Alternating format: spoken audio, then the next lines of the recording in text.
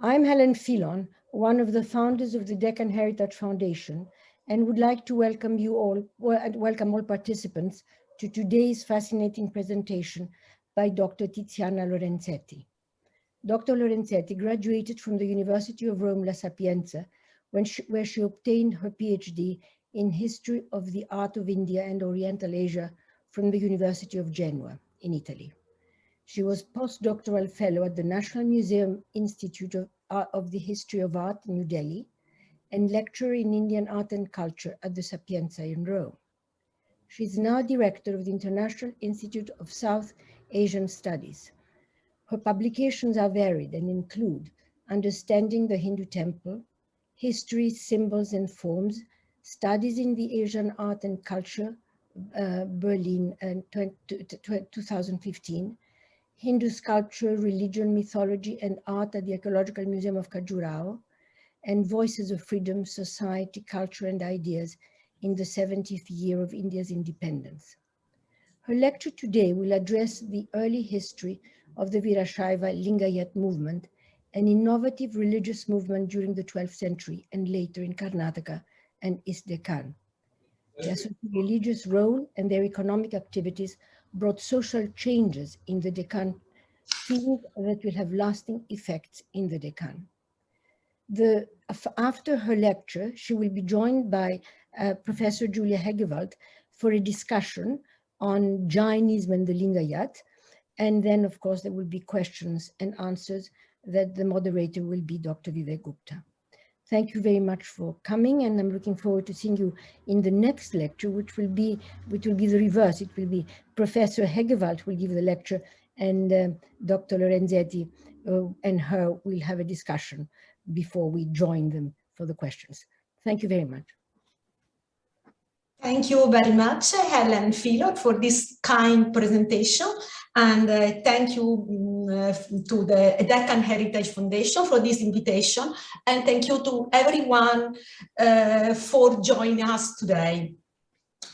I would like to dedicate my talk to Professor Kalburgi from the Karnataka University, who shared with me his vast knowledge on Liṅgāyat.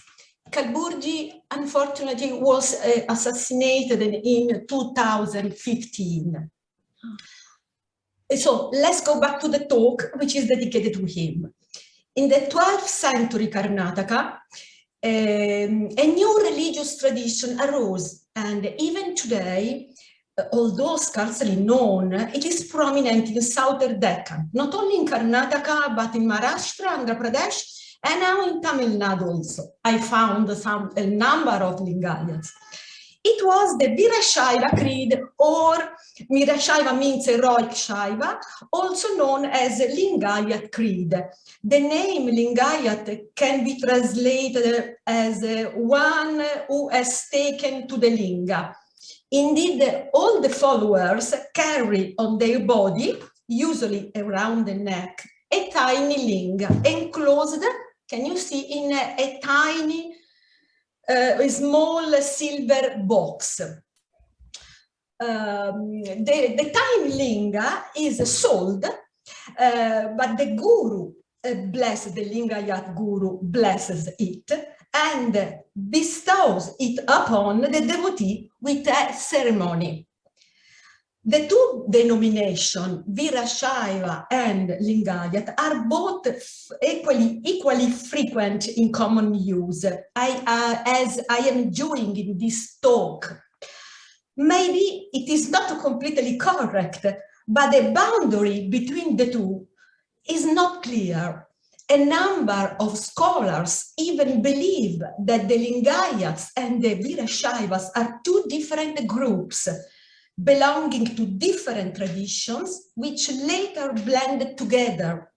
Indeed, the early history of the Liṅgāyat movement is not clear, and there are certain theories about the origin.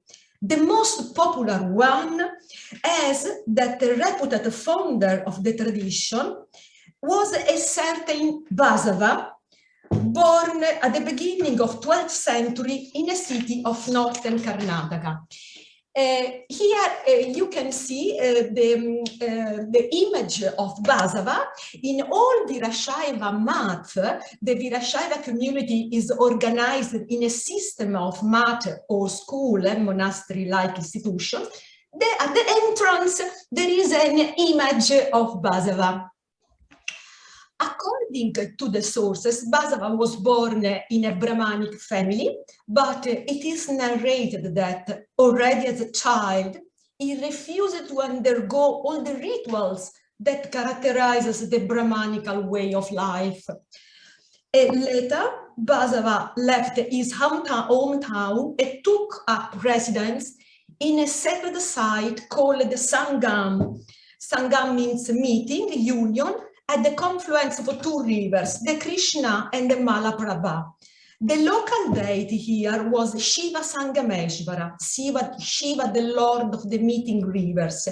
And it is said that as soon as Basava came into the temple, he was overwhelmed by emotion. And today, in this place, we can see the funerary memorial of Basava dedicated to his samadhi. Indeed, in Kudala Sangama, he achieved his samadhi. He lived there, absorbed in devotion towards the God, in tune with the sentiment of bhakti that had already spread in all India. With the bhakti movement, he had in common universal openness, whereby the conviction that all devotees, regardless of social class or gender, may aspire to a direct experience of the divine. Like many bhakti poets, Basava used the spoken tongue of the country, the Kannada, not the Sanskrit. And by the way, he composed his poems after a new expressive code, Vachana, characterized by a linear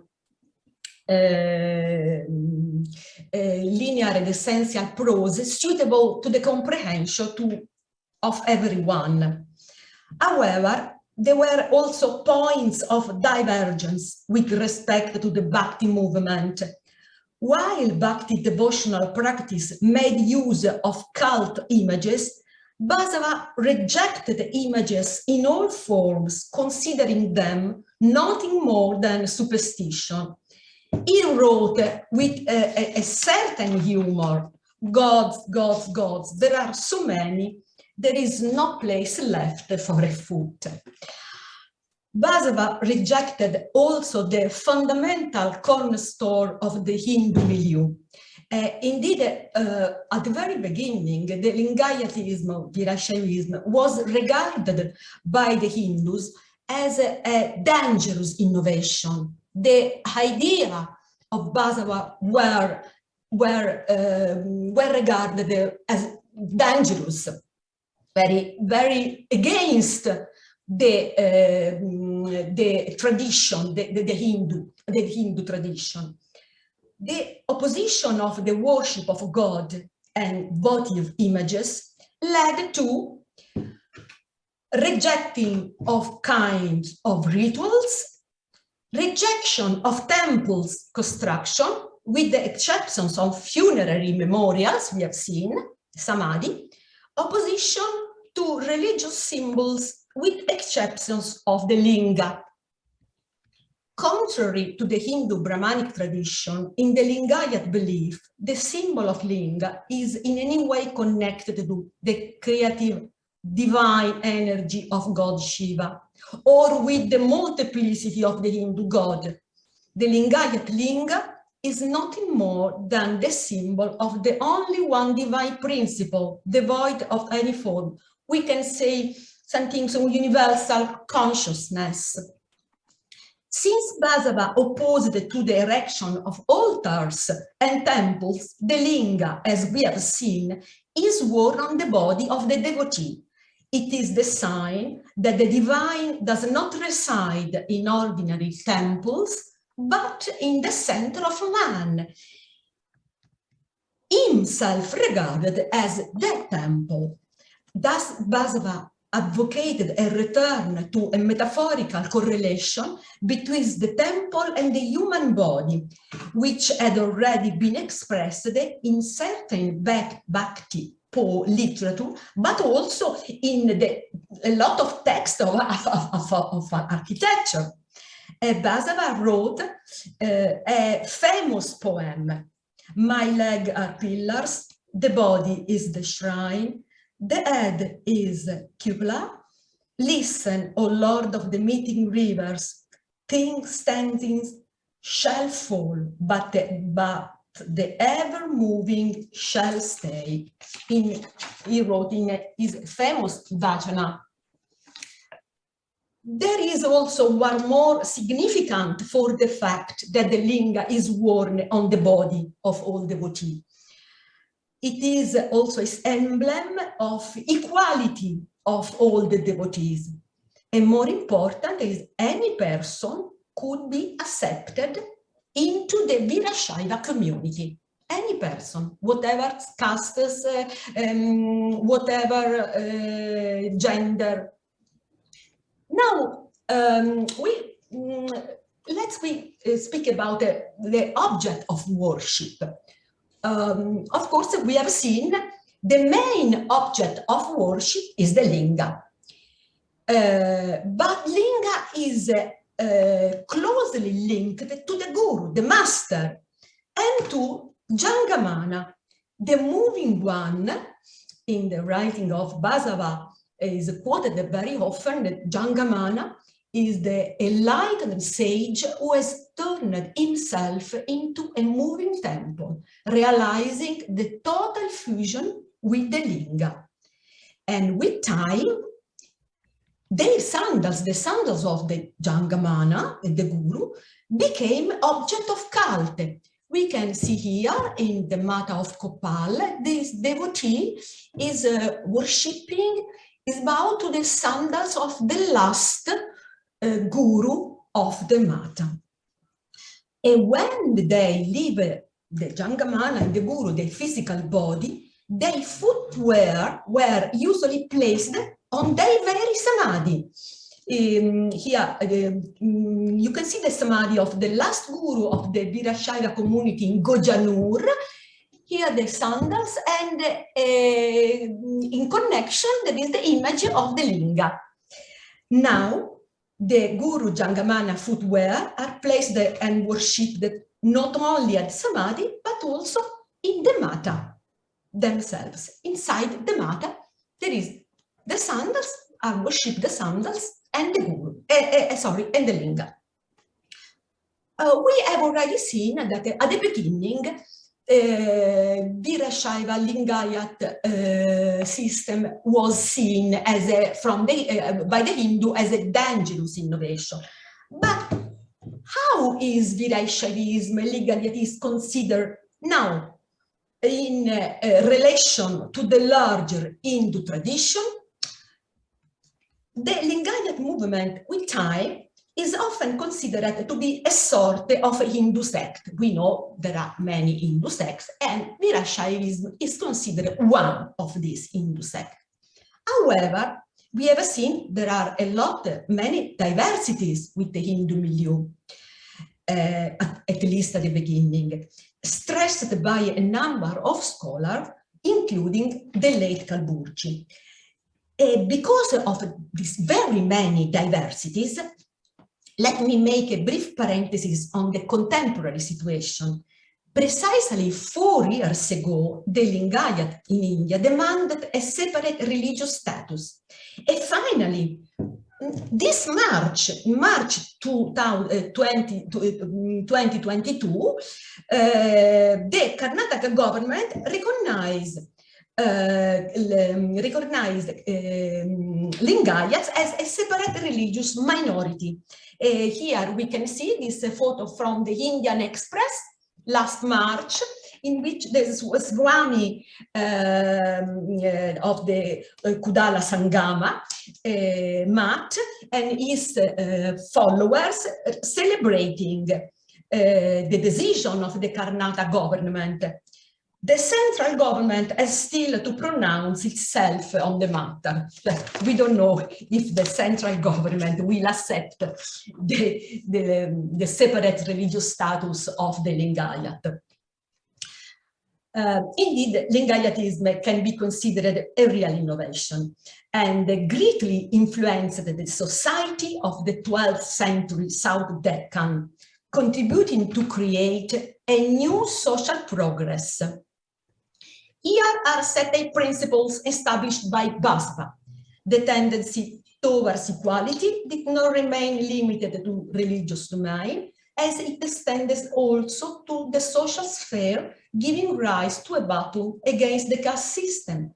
Democratic principles aimed at removing social inequalities reflected in the institution of Anubhava Mantapa, experience pavilion, a public religious assembly open to everyone, included women. Redistribution of wealth, which is to say that every working person was to utilize part of his earnings for the sustenance of the community, particularly the neediest classes. In this way, work became a social service. The name is Kayaka. Work, the word Kayaka is a Sanskrit adjective meaning corporal, related to the body. And of course, there is an re-evaluation of the manual labor. And this led to revaluation, but also connect the work, any kind of work, to a form of devotion.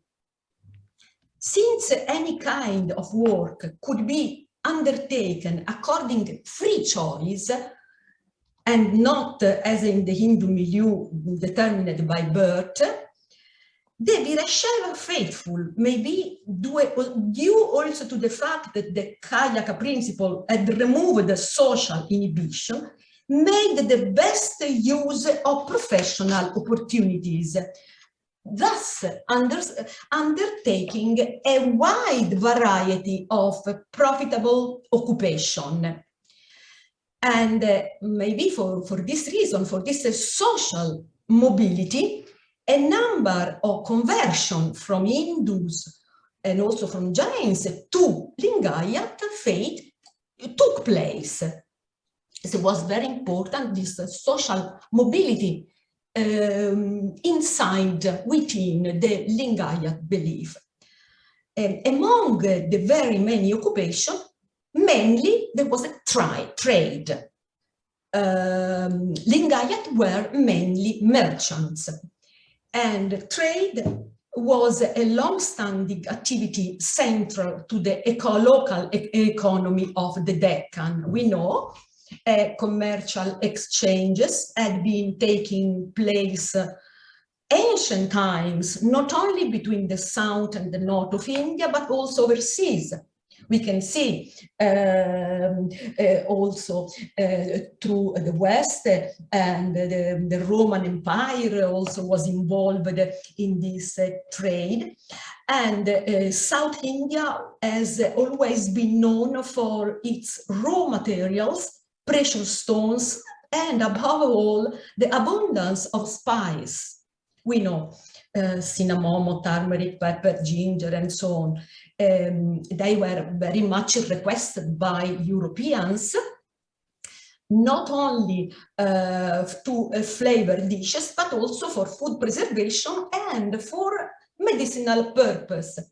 In this regard, it is interesting to note that the Portuguese surgeon and physician Cristoforo Agosta of the 16th century wrote an interesting treatise about the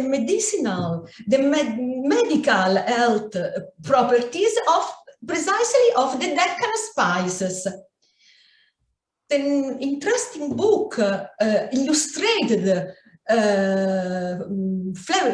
in a very wonderful way is now preserved in Italy, in Rome, at the Angelica Library, the most ancient European public library. To come back to trade, the 12th century Deccan witnessed a spurt in commercial activity. With the progressive decline of the traditional economy of exchange and the rise of a monetary system, trade and business flourished. The revival of trade, along with the idea of work as a social service and the feeling of individual freedom, inspired by Basava teaching, encouraged the Vīraśaiva traders, who played an important part in economic development of Karnataka. In this map, you can see the very many trade routes through the Deccan, and the Vīraśaiva merchant, of course, used this trade route, and also they built more trade routes. In the 12th century Deccan, mercantile groups were divided on the basis of local interest. Vīraśaivas merchants formed a united group ever more powerful, and according to Basava principles, since part of their earnings were devolved to the community for the welfare of the people, they formed a new code of commercial morals called Vīraśaiva, the law of the noble merchants. We can also find the word banjan merchant, or banya. It is an expression used widely in the Indian Ocean trade to refer to Indian merchants. Maybe it derived from the Sanskrit word banij, merchant. For the public welfare, Vīraśaiva were very active, especially in the field of healthcare. Till today, next to the Vīraśaiva mat, we generally find doctors offering their service at a small stand of medicines, or large hospitals full of treatment and medicines,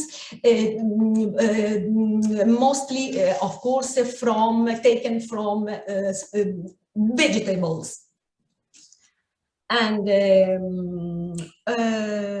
the medicines are generally the Ayurvedic one, but also the Unani medicines, Persian, Arabic traditional medicines, as practiced by Muslims, of course, was practiced as the 14th century.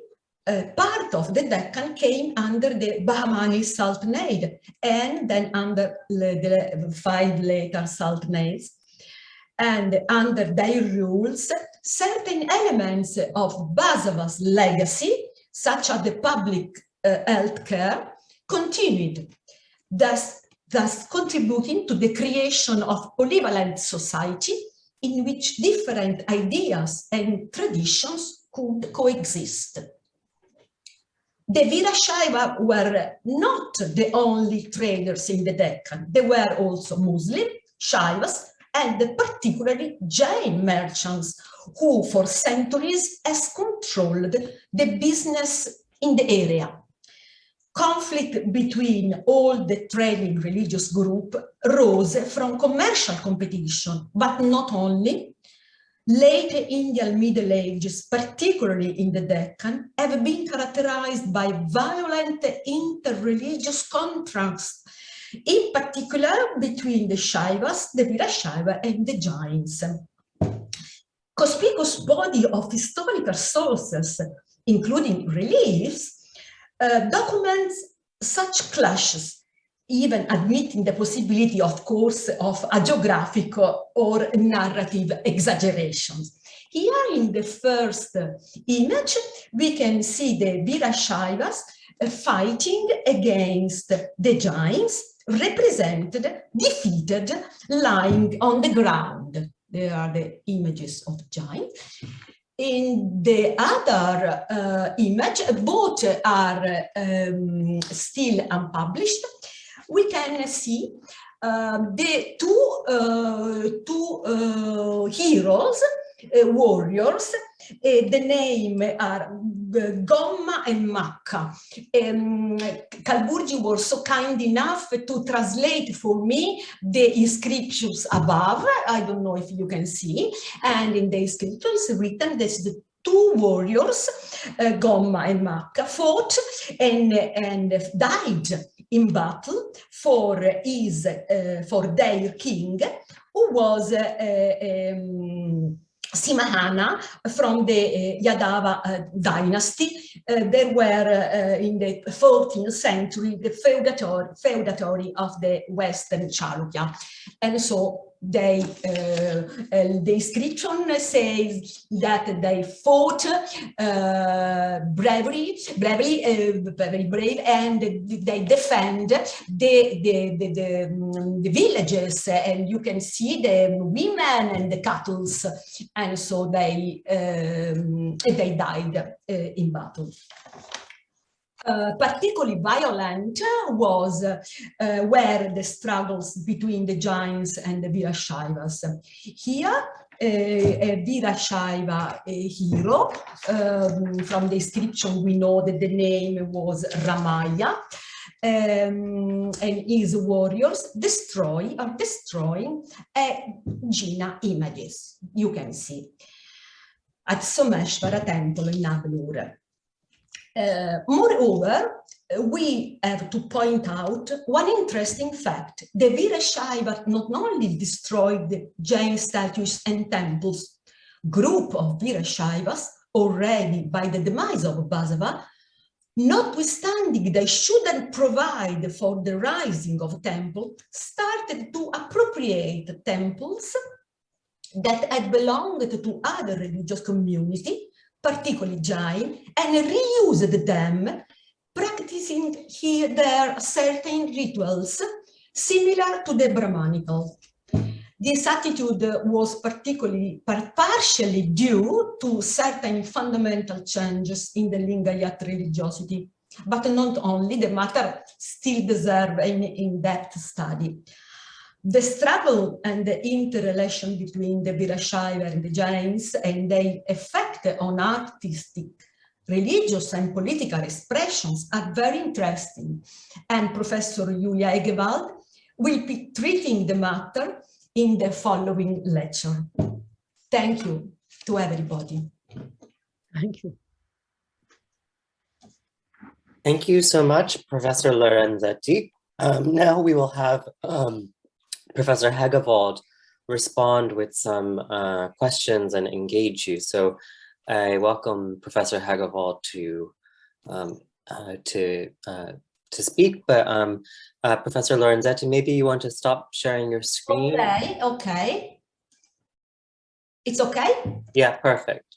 Brilliant. Thank you so much, Tiziana. What a wonderful presentation. Really, really interesting and fascinating for my research in many ways and respects. And this is why we have always been in touch over the last years, as our work is so closely related. So I'm really, really pleased to react and to see so many people online. We have had 81 participants a little while ago. It comes and goes, so well done. I'm really pleased that there's such an interest. I would like to come back to a topic which is really fascinating for me too, this rejection of worshipping figural images in the Liṅgāyat or Vīraśaiva religion, which is unusual for Bhakti movements, and often, as you said, explained with rejecting superstitions, and of course the fact that the emphasis is on the linga carried around the neck, as you showed in much detail.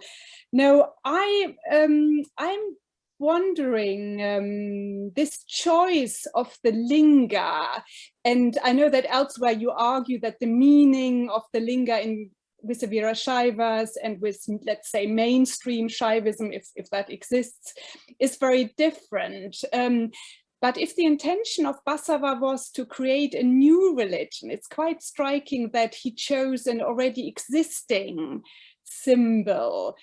Do you think this indicates that he wanted more of a reform of Shaivism, or is it a personal choice of you know, his love for Shiva at Sangameshwara.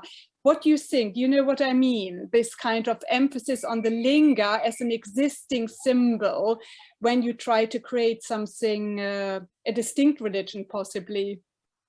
Yes, thank you, Julia, for your question. It's really a difficult question because Basava didn't write some things about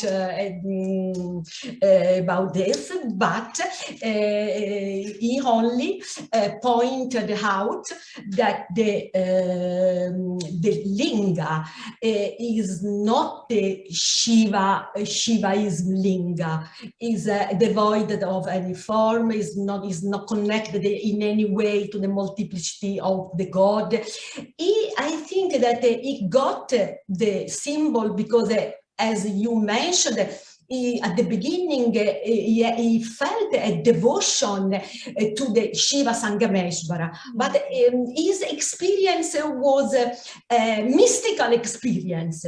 So I think detached from the tradition, Hindu tradition. He got the symbol, but he reused the symbol in a different way, as divided of any form, and the only principle, the only principle. Yeah, yeah.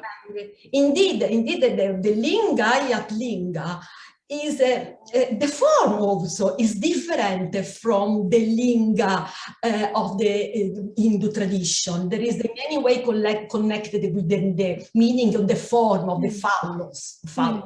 Is different. It's like a ball. Yeah. It's more like a ball. Yeah, I agree with you. That's very good to point out. Thanks. Now, even more striking then, which I will show more examples of next week, is then this reuse, which you mentioned, the reuse of Jain figures, of footprints by the Vīraśaivas. I found it often very difficult to interact, to get a response from Vīraśaivas in explaining why they are doing this, what meaning these kind of absorbed images, which don't really make a sense from within the new tenets of their religion, make. I wondered whether you had more information on this reception of explaining, of reasoning.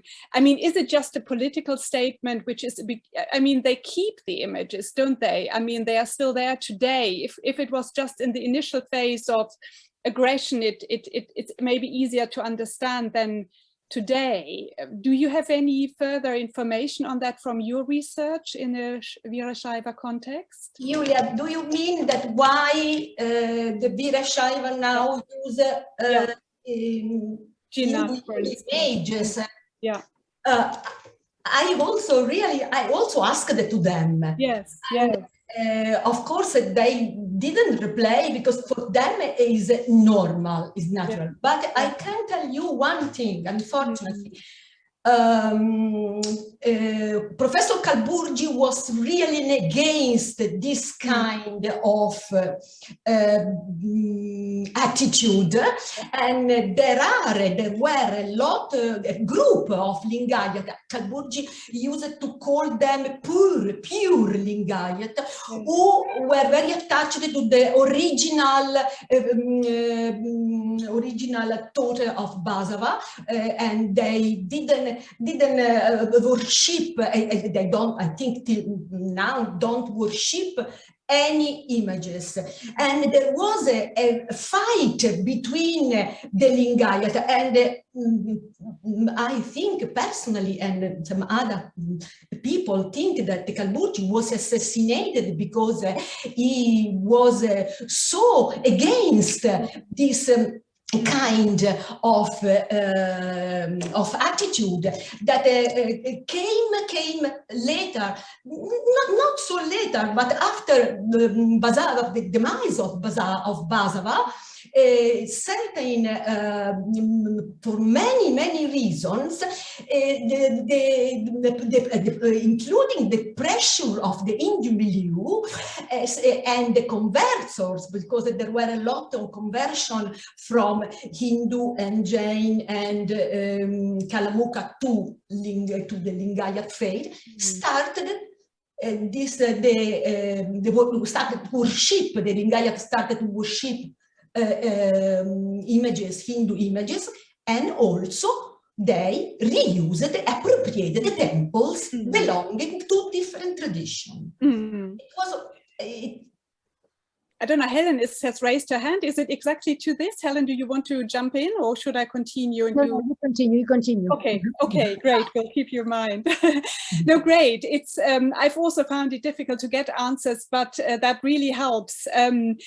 You quoted this fascinating Vachana 820, which ends with this sentence, "Sing standing, shall fall," which I found so yeah, it's very powerful. I've often thought about how, I mean, we can again only speculate, but from your knowledge of the Vīraśaivas, I wondered, I mean, Basava probably refers to changes in the social structure, in the religion and the approach, but I wondered whether it could also be read more literally, and whether he might actually here invite people or demand even that what we know happened, that temples are falling, are taken down.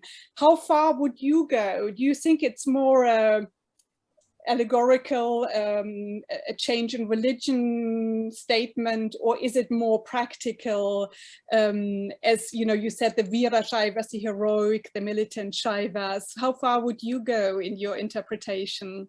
Julia, I don't know, I think it's more practical, because the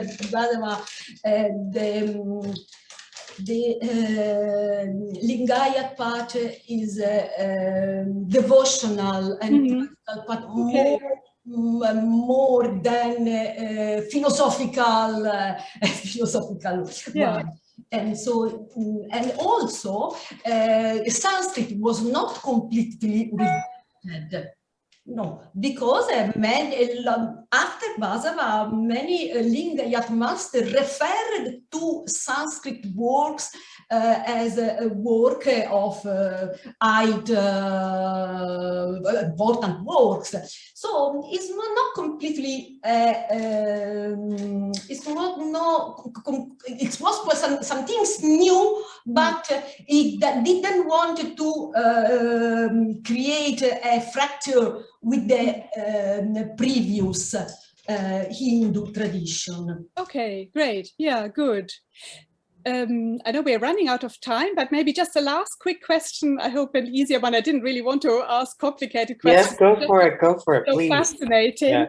And that is with regard to the trade, the importance of trade, and the Vīraśaivas becoming so important in trade. And you explained very well that it partially has to do with their kind of view of work and trade as a kind of religious service, and of kind of public welfare, which kind of supports this spread.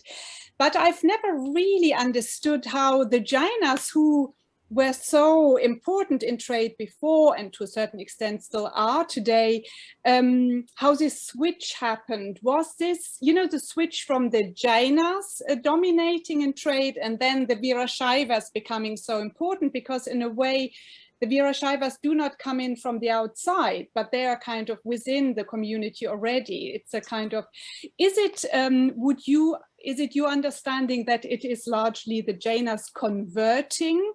So the Jaina merchants who become Vīraśaiva merchants?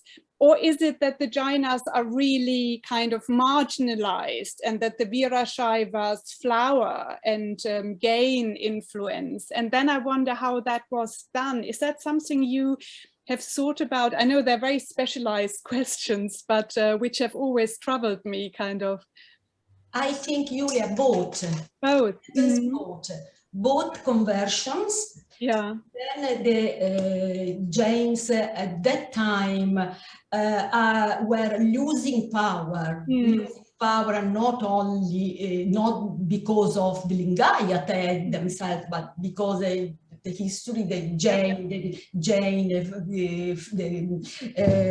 struggle against the Jain and Hindu struggle, and they lose the patronage. And so there was a number of reasons.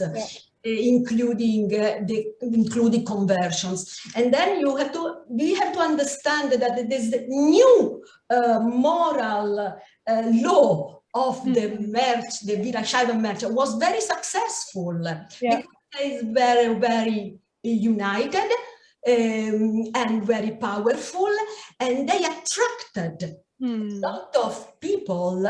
Not only, and especially the neediest classes, because a part of their earnings have to be devoted for the neediest classes. So they were very powerful. And I think, Julia, that both happens. Conversions as this new moral code that was very successful in Karnataka. Perfect. Thank you so much. I could go on forever, but I'll hand over to Helen and Vivek to let some other people ask, and we'll continue privately. It was really fascinating. Thank you so much. Really enlightening paper.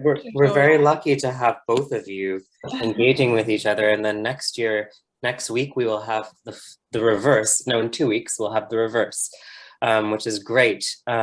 So Helen has a question. Tiziana, do you think it could also be the change in the political environment of the Deccan when the Muslims come to set and establish themselves in the Deccan, where there were more egalitarian approach, and an approach also that doesn't relate. The Vīraśaivas do not relate to the main Hindu religions, Jainism and Hinduism, but is more of a vernacular sect belief, and therefore perhaps less threatening to the new conquerors. Is it possible that's the time when, in fact, the Liṅgāyats begin to take over the commercial environment of the Deccan, and the Jains are the ones that are the more well established, are beginning to lose their power in favor of another sect?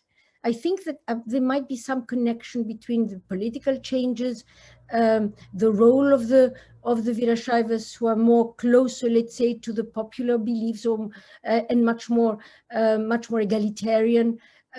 So perhaps all this has something to do, and therefore encouraging the Liṅgāyats to become much more important in the commercial environment, which was, of course, needed by all political leaders. And at a time, especially when you have droughts and upon droughts, and all these special medicines and herbs and things they bring, which are so good for one's health and well-being, become increasingly important. Yes. Thank you, Helen, for this important question. Of course, in time, the Vīraśaiva, they contributed to the creation of a polyvalent society, and they influenced also the policy. In this polyvalent society, different ideas and traditions could coexist. And indeed, when in the subsequent kingdoms, Islamic to Bahmani sultanates, this the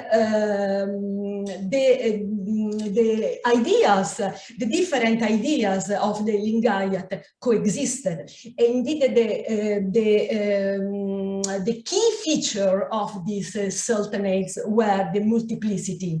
They influenced a lot the kingdom and the policy of the realms. At the beginning, the Hindu, the Wudayar, they were the Wudayar, and then 2 centuries later, the Sultanates. And this can be seen also in the architecture style that show a culture where local and imported ideas are fused and reinterpreted to create majestic architectural heritage. And another important fact is that the Vīraśaiva always worked in conjunction with the governors or king, or because they proposed because their dharma, to devolve part of earnings for the wealth of the people, they proposed to the king or to the sultans to promote work for the goods, the common goods. And interesting, there is an inscription of the 14th century that reads that in Mysore, in the district of Kanganad, there were at that point a scarcity of water, and which was very bad for agriculture. And the Vīraśaiva merchants and Vīraśaiva followers went to the king, Bukka Wudayar, and asked the permission to build and to realize the water channel that is still there. So really they worked in conjunction with the power. Muslim or Hindu doesn't matter. Yeah, that's true. Never done. Professor Lorenzetti, I have a question for you. So I've always been struck by how the cases, the Lingayat, the actual objects evoke architecture. And I wonder how, has there been any study of the actual Lingayat object, these sort of small boxes that hold the linga? I think that in the absence of any sort of textual evidence, or we might be able to get something out of these physical objects, but I wonder whether you've done any work on this, whether this is a subject that is even possible to study, given the sources, but it's a question that I have. Sorry, can you repeat slowly the question? I am so sorry. So my question is about the actual physical Lingayat, the linga. The tiny linga inside the box. Okay. Yeah, but also the box itself. Oh, okay. So I'm wondering whether or not, has there been a study of these boxes, of the linga boxes, to demonstrate or to look at how they transform what you can understand based on the actual object? There are a lot of different kind of box. Okay. There are silvers, and there are silver with little gold, or there are more poor materials. It depends on the people. And of course, the box also is important for them. And so they worshipped the linga inside. They open the box, they put the linga on the palm of the hand, and there is a kind of meditation. But the box is still very important, because the body is the body and the soul, no? So they worshipped also the boxes, because the boxes is also blessed by the guru. Okay. Thank you so much for that. Valerio has his hand up. Valerio, could you please ask your question? Could you put your camera on? Yeah, and I think you have to put the... Okay, just a moment. Yeah. Anche la camera? Okay. Okay. Is the file okay now? No. Yeah. So, no, they for a quiz to the Leka. Okay, yeah, I'm not Valeria, I'm just using his computer because you would be surprised that I don't possess one in my personal life. My name is Olaf, and like Dr. Gupta, I'm also from India.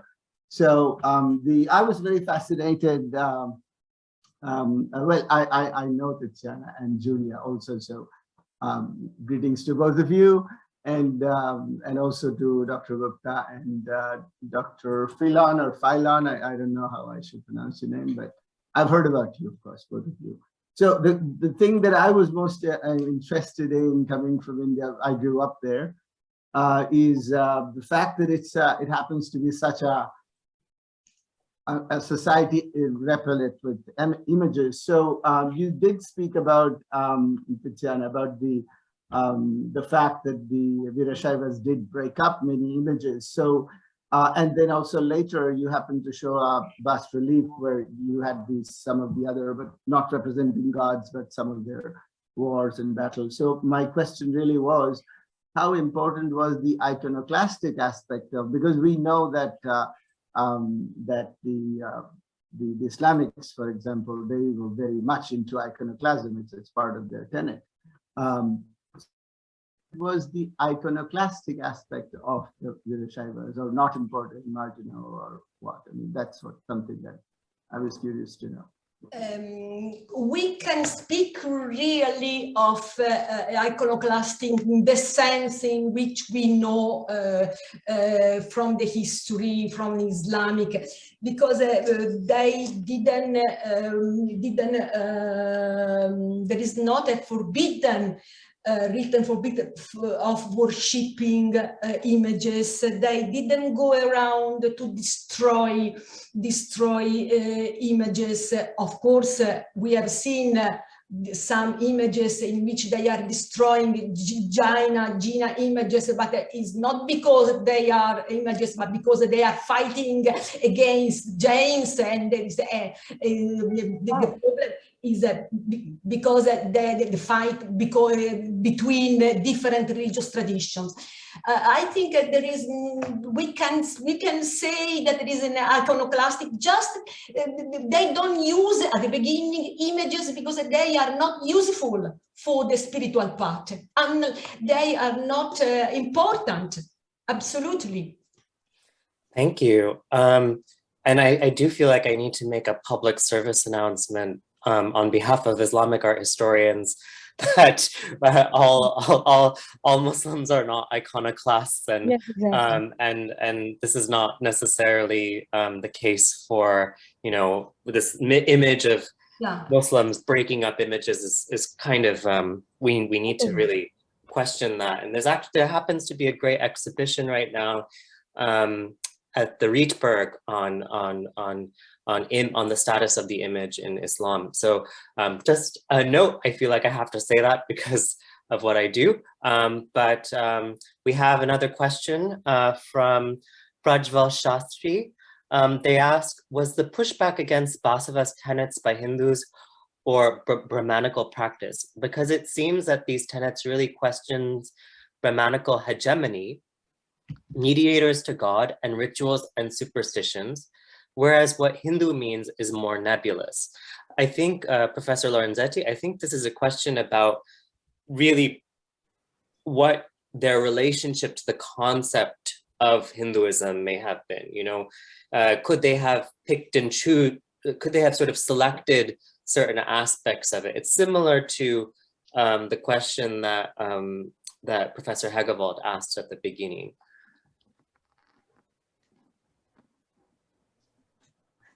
The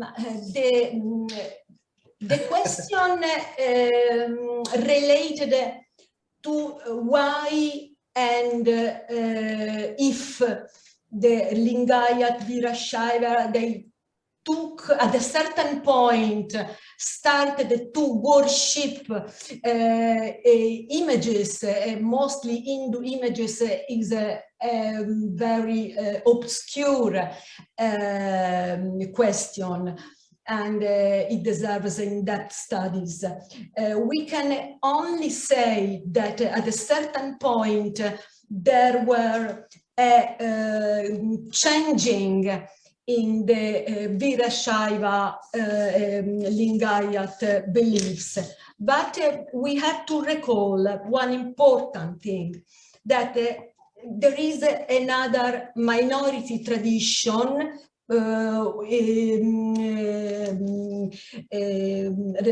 parallel to the one regarding Basava, the founder of the tradition, and this other tradition connect the origin of the Liṅgāyat, the Vīraśaiva, to 5 acharyas, 5 masters who had lived in Karnataka in mythical times. And this minority tradition seems used images, used to take over and reuse temples from other communities, religious communities. Now it's very difficult to detach this minority tradition that Blake Mitchell calls Guru Stalins. It seems that they had a different denomination, a monastic denomination, because they are blended together now. But Professor Kalburgi told that he thought that Vīraśaiva and Liṅgāyat were 2 different traditions, and this tradition that goes back to 5 masters regards to only the Vīraśaiva, nothing to do with the Liṅgāyat. But now they are blended together. So we can't understand why they started to worship images, Hindu images. I hope to have answered. Thank you. We have one final question from Divya. It states, is there any mention of the linga being referred to as an Ishtalinga, Atmalinga, linga being the representation of the self or the soul? Yes, there in Sunya Sampadana, in many works